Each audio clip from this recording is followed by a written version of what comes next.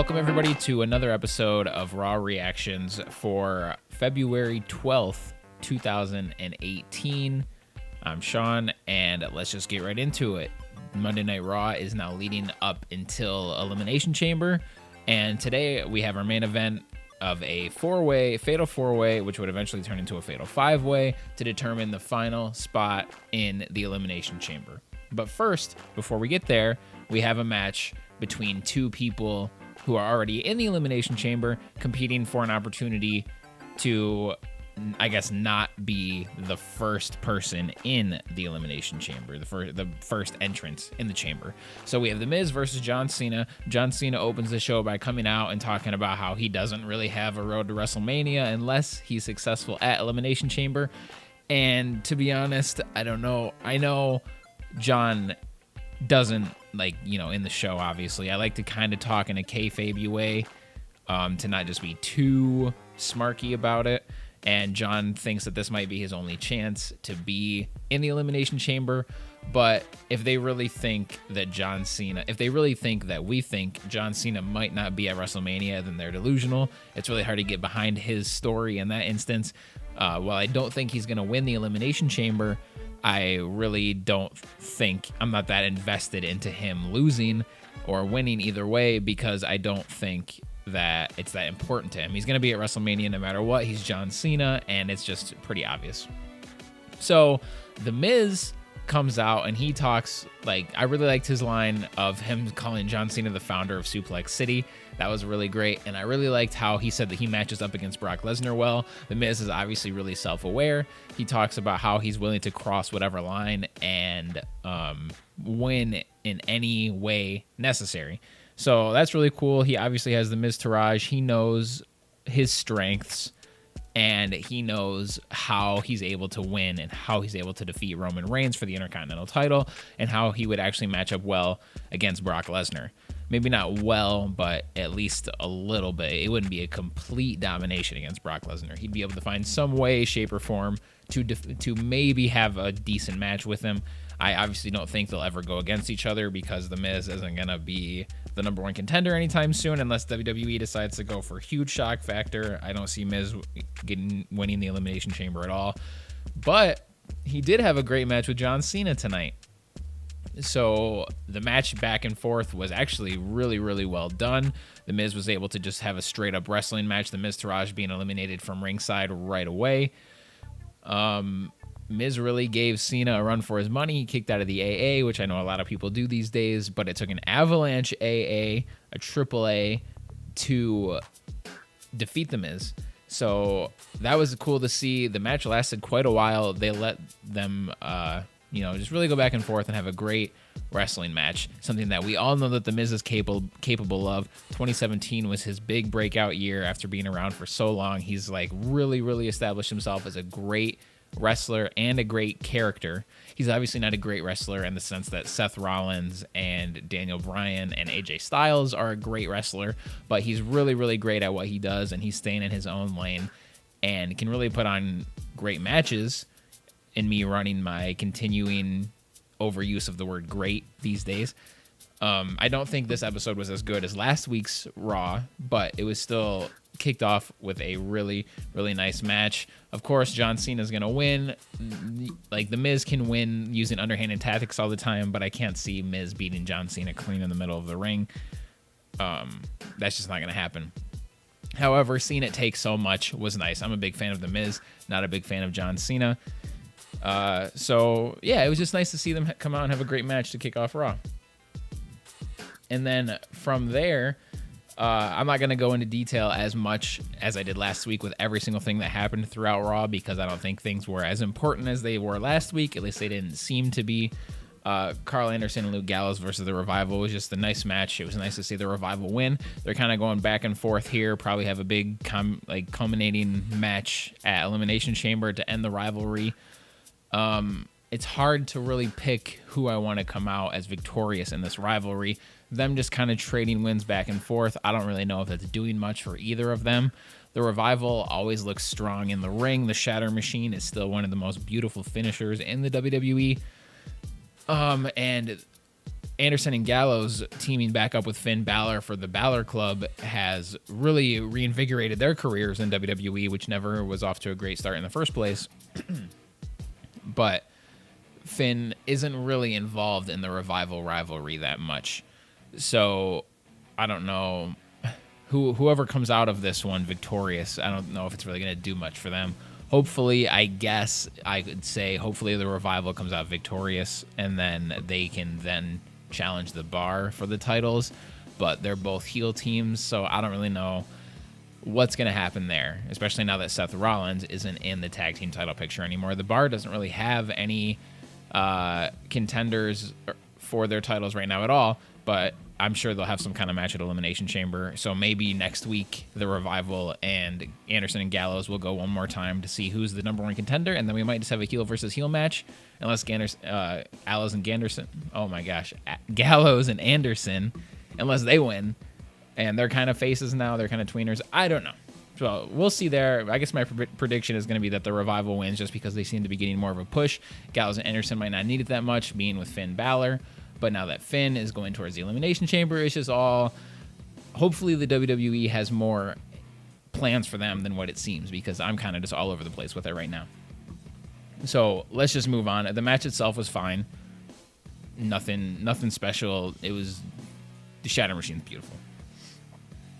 And then Kurt Angle going on to make the announcement of Jason Jordan being injured. I liked that he was finally going to start addressing the crowd, telling them that they should be ashamed of themselves of people being injured and things like that. I thought that was really cool.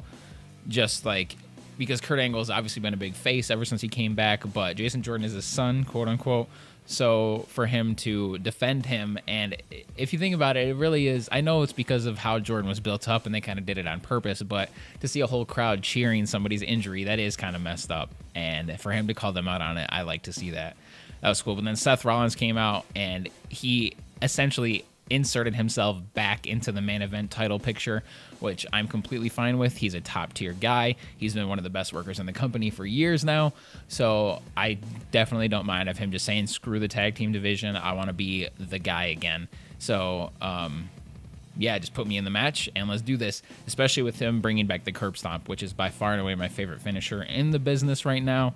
So he needs to be curb stomping everybody. He hit Finn with a beautiful curb stomp again today, and we'll get back into that later on once we get around to that match. So Kurt Angle just placed Seth Rollins into the Fatal 4-Way, and it's now a Fatal 5-Way to determine the final entrant in the Elimination Chamber. But before that, Bayley versus Sasha Banks. They had a great one-on-one match. They kind of are teasing a turn. People are really speculating on who it's going to be between Sasha having a heel turn versus Bayley having a heel turn. I don't really prefer it one way or the other. I think Bayley as a heel doesn't really seem that believable or that enticing. She might really be able to pull it off, kind of like Sami Zayn has been, because I would have said the same thing about Zayn before his heel turn. But it's just going to... I hope they don't just go the route of Bayley being like, oh, well, I came out here and I was being the nice girl all the time and I didn't get anywhere, so now I need some respect. Like, that's just kind of... That's what every heel's justification in the WWE when they have a heel turn. So just to see that again, like, I don't know. It's just the same old song and dance. Maybe that's just me getting bored of the WWE in that sense. But, I don't know. Sasha is way more of a true heel than Bayley, so maybe it's like cool. It'd be cool to see something different in Bayley being a heel, but with Sasha, it's just, it seems more likely, I guess, and she's been doing the more heelish things. So we'll see if Sasha has a turn before Elimination Chamber, maybe, or maybe in the Chamber she'll do something underhanded to either get a victory or to maybe eliminate Bayley herself. So we'll see what goes on there, but I liked that, similar to John Cena and The Miz, the WWE let them just have a great long match together, and Bayley actually came out with a victory and with a Bayley to belly off the top rope. So that was great to see. I'm glad Sasha didn't kick out of that, because Bayley's credibility has already gone down, and for her to hit an avalanche version of her finisher and then Sasha still kicked out, that would really, really hurt. So yeah, it was great to see Bayley come out victorious, and I'm pretty sure they were in her hometown, or at least her home state. So if not, I don't know where, like, I don't really remember where I was hearing that from, but I'm sure they said it on the broadcast. I don't know. But then, of course, Nia Jax comes out at the end and totally wrecks them both. So they're really building her up, and I'm like not positive that Asuka's going to win her match at Elimination Chamber. So that's really great because Asuka's had such a long winning streak, and it's like been obvious that she's going to be winning all of her Raw matches. But coming into the match against Nia Jax, while I would bet on Asuka, I really don't see it as an automatic victory for Asuka at all. Like, they've been having a nice build-up for Nia Jax. It seems like it might be her time. So she's definitely a legitimate threat for Asuka's streak. So I like that there's like no clear-cut winner between those two. So I'm really looking forward to that match at Elimination Chamber. Mickie James and Alexa Bliss versus Sonya Deville and Mandy Rose. Another match. It was just kind of, they're trying to give Alexa and Mickie a little bit of something there with a story. They had a nice backstage segment of Alexa kind of trying to apologize for calling her old a few months ago. And that whole scenario is fine. Absolution, though, just continues to dominate. I really like that faction. I think all three women are great.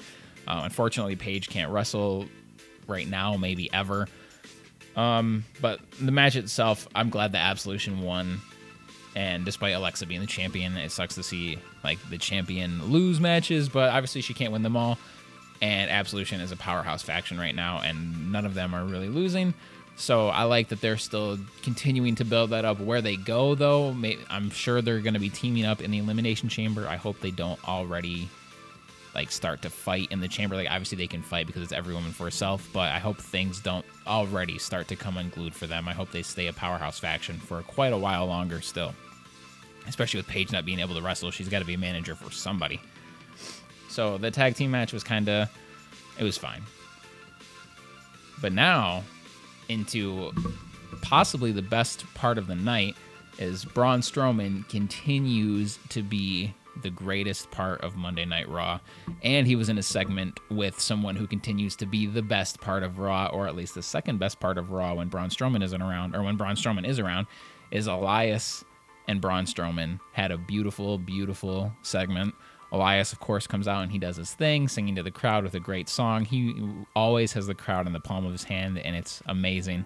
But then Braun Strowman comes out with a giant bass. I believe it's a cello, but the WWE never called it a cello, so I don't want to go out on a limb and say that they're wrong and it is a cello. But a bass, cello, massive guitar thing. And of course, because Braun has to be amazing at everything, he came out and he sang a beautiful song and basically kind of showed off some country singing chops that he has. And from the first note that he sang, it was great. And you could tell it caught the crowd, it caught them off guard. And then they really started cheering him, and that was great to see. Braun killed it. His song didn't really rhyme that much, which I know songs don't have to rhyme, but you could tell that at first that's kind of what he was going for. And of course, the WWE just has to throw everyone's catchphrases into everything, no matter what. So, he's got to get these hands and all that good stuff. And then he smashed it over Elias's back, which looked brutal and beautiful and amazing all at the same time. So that was just a great segment between those two. And Braun and Elias have just been great at everything that they've done, and it's just awesome to see them work so well together. And then finally, we have our main event. I really like all guys in this match. I know Apollo Crews is kind of on the low end, but he's on his way up, and I've always been a big fan of him just because of his size and athleticism. He's great to see in the ring. I know he's still pretty green, and he doesn't have that much of a character. Titus and Dana help him a little bit, not be so cringy on screen, but him in the ring as an in-ring competitor is really talented. So I'm a fan of the guy. Woken Matt Hardy is nowhere near as good as his broken gimmick, and sometimes this gimmick itself can be a little cringy, but he's still great, and I love the effort that he puts into it. Of course, Finn and Seth are two of the just best guys on the roster that the WWE has really ever had. And then Bray Wyatt, as I was talked about last week, is still one of my favorite characters going on right now. So just all five of these guys in one match, of course, you're going to deliver an amazing match, and it really was. All five guys were able to shine for a little bit. There were some great spots in it. As I said earlier, Seth hit Finn with another beautiful curb stomp or blackout or whatever they're deciding to go with. They kind of go back and forth. Well, Corey just said blackout once, and Cole just kind of keeps saying he stomped him. So whatever, I like both names. I really like the blackout, though. It sounds cool, despite him not being named Tyler Black anymore.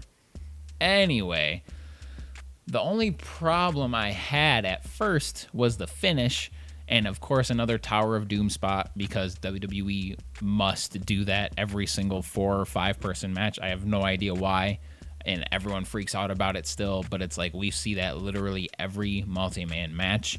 So it's just, they need to think of a new big spot or something. I don't know. But they do it, and both Seth and Finn pin Bray Wyatt, and they get the pin, which, if you're looking at it from a kayfabe perspective, is really stupid, because the ref pins him and then he immediately has no idea what to do. Or not, the ref obviously didn't pin him, but the ref counted 3, and then he has no idea what to do. So you would think that he thought of that, he would think of that and be like, well, wait, they both can't pin him, so let's just not do the pin. But instead, he counted 3, ended the match, and then it was just like, I don't know what I'm gonna do. So, and then Raw just went black, and then that was it. That was the end of the show. No conclusion at all.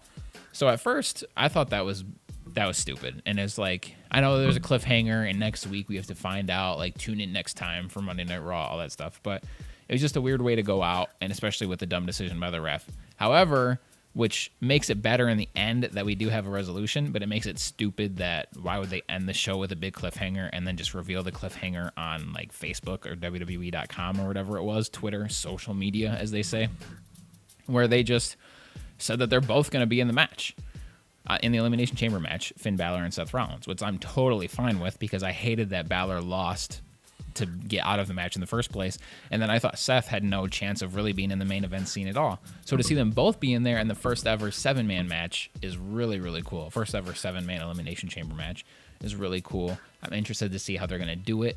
They could start with 3 people. They could have Finn and Seth share a pod, which would be funny, because they're not going to redesign the whole chamber to add a 6th, or a 5th, I should say, chamber, a 5th pod, which I guess they could, but I don't see that happening. So it's they're either going to start with 3 people or they're going to share a pod.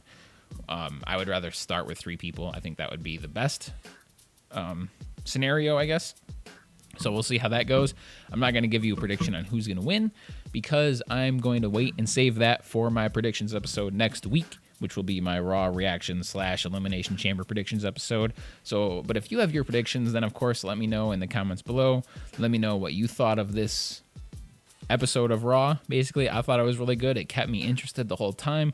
Not as good as last week, but when the WWE is always obviously aware when they're on the road to WrestleMania, and then that they're aware that they really need to step it up. And they're doing a really, really nice job this year around this time. I don't understand why they can't just, quote-unquote, step it up all the time, and they have to make these 3 months seem more special than all the other ones. They should just put their best foot forward at all times.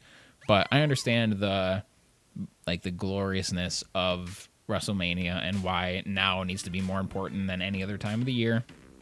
But as it's going right now, I think they're killing it on almost all fronts. So, yeah, that's basically everything I wanted to say about Raw this week. So thank you very much for watching. If you liked this video, please subscribe right here on youtube.com/MediaMiller for more videos like this one, and just my thoughts on anything and everything in the world of pretty much everything. So thank you very much for watching, and until next time, I'm out.